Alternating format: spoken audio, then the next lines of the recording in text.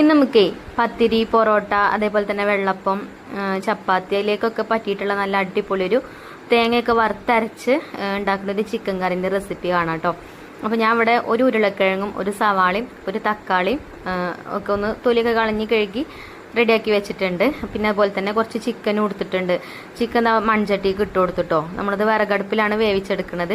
അപ്പോൾ സാധാരണ നമ്മൾ സവാളയും തക്കാളിയൊക്കെ വഴറ്റിയിട്ട് അങ്ങനെ കറി ഉണ്ടാക്കുമല്ലോ, ഇങ്ങനെ ഉണ്ടാക്കിയാലും ടേസ്റ്റ് തന്നെയാണ് കേട്ടോ. വഴറ്റിയെടുക്കേണ്ട ആവശ്യമൊന്നുമില്ല. അപ്പോൾ ചിക്കൻ മൺചട്ടിക്ക് ഇട്ട് കൊടുത്തു. പിന്നെ അതിലേക്ക് നമ്മളിപ്പം തൊലിയൊക്കെ കഴിഞ്ഞ് കഴുകി വെച്ച ആ ഒരു സവാള അതിക്ക് ഇട്ട് കൊടുക്കുന്നുണ്ട് കേട്ടോ. അരിഞ്ഞിട്ട് കൊടുക്കുന്നുണ്ട്, ഞാൻ കട്ട് ചെയ്തിട്ടില്ല ഇനി ആദ്യം. അങ്ങനെ ആ സവാള അരിഞ്ഞിട്ട് കൊടുത്തു. പിന്നെ ഒരു തക്കാളി കട്ട് ചെയ്തിട്ട് അതും ഇട്ട് കൊടുത്തു. അതുപോലെ തന്നെ ഒരു ഉരുളക്കിഴങ്ങ് എടുത്തിട്ടുണ്ട്. ഉരുളക്കിഴങ്ങും ഇതിലേക്ക് ചേർത്ത് കൊടുക്കുന്നുണ്ട് കേട്ടോ. കുറച്ച് വലിയ പീസാക്കിയിട്ടാണ് കട്ട് ചെയ്തിട്ട് കൊടുക്കുന്നത്. നല്ല ടേസ്റ്റാട്ടോ ഈ ഒരു കറി.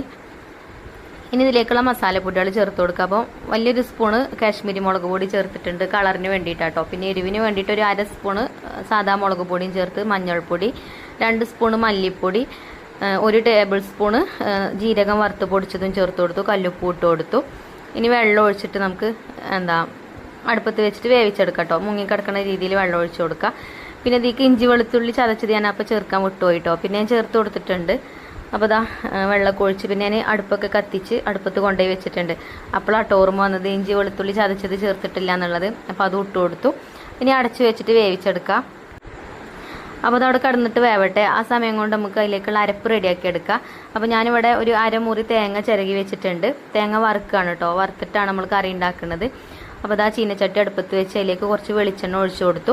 പിന്നെ ഒരു 2 ചെറിയ ഉള്ളി, കുറച്ച് വലിയ 2 ചെറിയ ഉള്ളി എടുത്തിട്ട് ചെറുതാക്കി കട്ട് ചെയ്തുകൊണ്ട് അത് ഇട്ട് കൊടുത്തിട്ടോ അതിക്ക്. അതേപോലെ തന്നെ 2-3 അല്ലി വെളുത്തുള്ളി ചെറുതാക്കി കട്ട് ചെയ്ത് അതിൻ്റെ കൂട്ടത്തിൽ തന്നെ ഇട്ട് കൊടുത്തിട്ടുണ്ടായിന്. പിന്നെ തേങ്ങ ഇട്ട് കൊടുത്തു. കറിവേപ്പിൻ്റെ ഇട്ട് അതുപോലെ ഒന്ന് വറുത്തെടുക്കുകയാണ്. ഇനി തേങ്ങയൊക്കെ ഒന്ന് മൂത്ത് വന്നതിന് ശേഷം അതിലേക്ക് മസാലപ്പൊടികൾ ചേർക്കുക.